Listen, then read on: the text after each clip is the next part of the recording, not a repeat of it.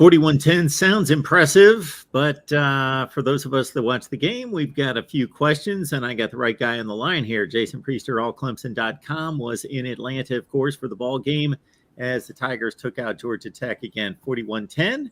Jason, how you doing today? I'm doing pretty good, man. How about yourself? I'm doing just fine. All right, 41-10. It was 14-10 midway through the third quarter. Georgia Tech put up a pretty good fight, especially on the defensive side of the ball. So, you know who I'm going to ask about first. So he looked pretty bad early. Of course, he had the fumble early, but again, not a lot of it. Some of it, not his fault. Pass rush was getting to him, that sort of thing. He played better as the game went on. And then, of course, it's not going to necessarily help the argument when Cade Klubnik, under those, you got to consider the conditions, the game salted away, there's no pressure, comes in and just kind of tosses the ball around and looks very fluid doing so, and leads him down for a touchdown. So give us your take on the whole deal. Yes, it's got the message boards on fire, that's for sure. I bet. Yeah, I thought the offense got off to a slow start. DJ in particular, the mishandled snap, fumble. And I know the snap had some heat on it, but that's one you got to come down with. And I'm of the opinion that if he gets off to that kind of start last season, he folds up, man. He doesn't come back from it. Monday night, he kind of bounced back from it. I thought he played pretty well in the second half. I didn't think he got a whole lot of help from his wide receivers. There were at least 4 drops. I know Ngata dropped one. Davis Allen dropped one. E.J. Williams dropped one. Bo Collins dropped one. And I thought they were all well-thrown balls. I saw a little while ago, I think DJ's adjusted completion rate was 79.3%. So, I mean, that's kind of telling. According to Pro Football Focus, he had the most drops of anyone in college football last weekend. Not to say he was great or outstanding by any stretch, but for me, I was looking for improvements, and I saw some. I thought he moved around better. He's never going to be this elusive, dual threat guy. It's just not who he is. But I thought his decision-making was better, particularly in the second half, and especially his accuracy. I thought most of his throws were on target, outside of some he threw away, which obviously he purposely did that. But he wasn't selling throws 10 yards over a guy's head or throwing them 5 yards in the dirt before they got to guys. I mean, I thought overall, especially in that second half, he played fairly well. Yeah, and it was just about the time that I was thinking, okay, I can view this game from 2 different perspectives. One being they're playing a conference game. They're playing, whatever you want to make out of their opponent. It's still a Power 5 opponent in conference. They're there to win the game, not to practice on DJ's long shots and make sure that, they're developing, his passing skills. They're there to win a football game. So the best way to do that is, do what you do best. Run the football, give him throws that he can make, and rely on the defense that was obviously dominating the line of scrimmage. But then the other half of me was saying, I'd love to see them open it up and see what they could do, because they're probably going to win this game. They're in great shape to win this game. But this is still when it was 14-3, 14-10. But it seemed right around that time in the third quarter, they had a drive or two where they unleashed him a little bit, and he took some downfield shots, and he hit on them. Yeah, I thought the play calling was very vanilla, especially in the first half. I didn't think they tried to do a whole lot. I thought it opened up some in the second half. They started taking some shots down the field. But, you talk about that one drive when Cade Klubnik came in, and the play calls were designed to take advantage of what he does best. They got him outside of the pocket, let him throw on the run. I'd like to see a little more of that with DJ because he throws well on the run too. Get him moving around a little bit. Don't leave him as a sitting duck in the pocket at all times, especially when your offensive line is struggling. because he was under duress most of the night. That freshman right tackle, he had his struggles in his first start. He's got some growing up to do still, but you know, overall, I thought, especially in the first half, I thought the game plan and the play calling, was kind of bland, very vanilla like, and I thought they started to open things up a little bit in the second half.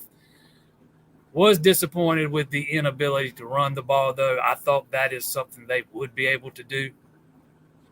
But, if you'd have told me they were only going to average 3.2, 3.3 yards per carry, I probably wouldn't have believed it. But that's exactly what they averaged.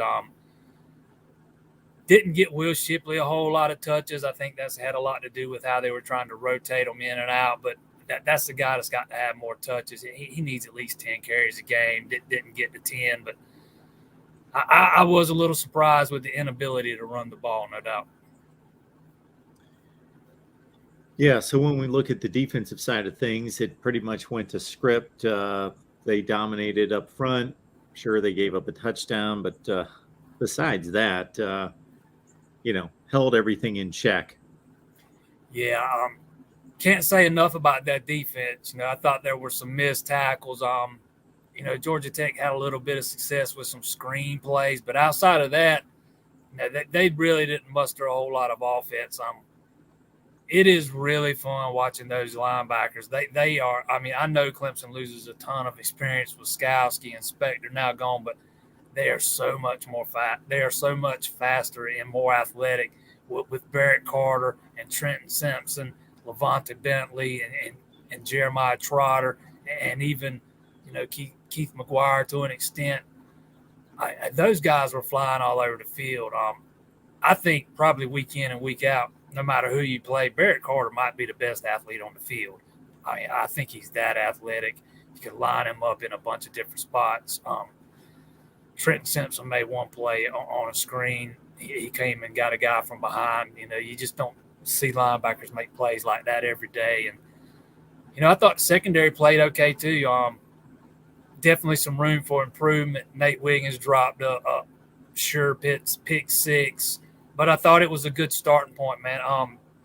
Some things to clean up, but overall, I thought it was a good effort on the back end. And we know what they get from that front four.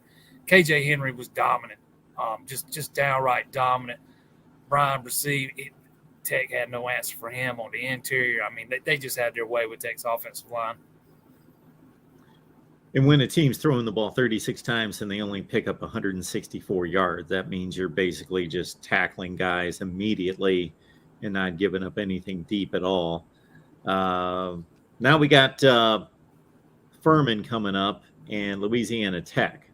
So those are wins. That's pretty much all there is to it. Those are wins for Clemson. But what are you looking at here for the next 2 weeks? For me, it starts with the offense. In that second half, I thought they started to get some things going. Got to get Blake Miller more up to speed. And I think he'll be fine with more in-game reps, kind of learning on the job. Now you got, like you said, Furman and Louisiana Tech to kind of work out some of those kinks. But the two biggest things I'll be looking at, I want to see this offense. And with DJ under center, you got to take that next step. I kind of thought it might be a work in progress over the first few weeks, and it looks like it might be. So usually you take your biggest jump from week 1 to week 2, and that's what I'll be looking for, that jump that they take from Georgia Tech until, to Furman, despite the quick turnaround. And I'll also be looking at how much Cade Klubnik gets to play. I know a lot of people were disappointed he didn't get on the field to the end of the fourth quarter, but he's obviously earned some more playing time, and it's going to be interesting to see how he gets worked into the plan. Jason, I got to think some Clemson fans noticed what was going on at East Carolina on Saturday. Let's not overreact here because we all tend to, and I'm big on not overreacting, but still, hey, you see one team and that's the first thing you've seen and the only thing you've seen for 8 or 9 months, and you think, my goodness, they're really not that good. again, will now overreact to it. But shoot, NC State was lucky to get out of that game. Very fortunate. They should not have won that football game. Make no mistake. Miss field goal or miss extra point. You know, I didn't watch a lot of that one, but I kind of watched that a little bit. Especially once it got 21-7, I kind of assumed it was over, and obviously it wasn't. But you got to think North Carolina State kind of maybe overlooked these guys a little bit. That's the only takeaway I have. Other than that, I don't know what to say, because that's a team that I am expecting to be very good this year, much better than what they showed on Saturday. I get it. It was an opener. You're working some things out. But North Carolina State should be better than 3 points better than East Carolina. I don't care if you're playing in Greenville or wherever. That game should not have been that close. Well, what was surprising about it is that East Carolina didn't stay in the game with a bunch of trick plays and special teams plays. Actually, they had the special teams plays obviously go against them, with the kicker missing the 2 kicks, and they had a blocked punt that went for a touchdown for NC State, if anything. And I watched almost every play of the game. If anything, East Carolina was the better team in the trenches on both sides of the ball. So it was interesting to watch. That is interesting to hear. Like I said, I didn't watch a lot of it. I watched at it some. I was watching some other games that day, and I really thought it was over once it got to 21-7. I had a buddy of mine text me and asked me, was I watching? And I hadn't even been paying attention to the score, so it kind of caught me off guard. Yeah, it was a thriller. No doubt about that. All right, Jason, we appreciate you stopping by. We want to make sure everybody heads on over to allclemson.com on SI. Is there anything else you got for us? That's it, man. I appreciate you having me on, man. I always enjoy chatting it up with you. Thanks, Jason. We appreciate it.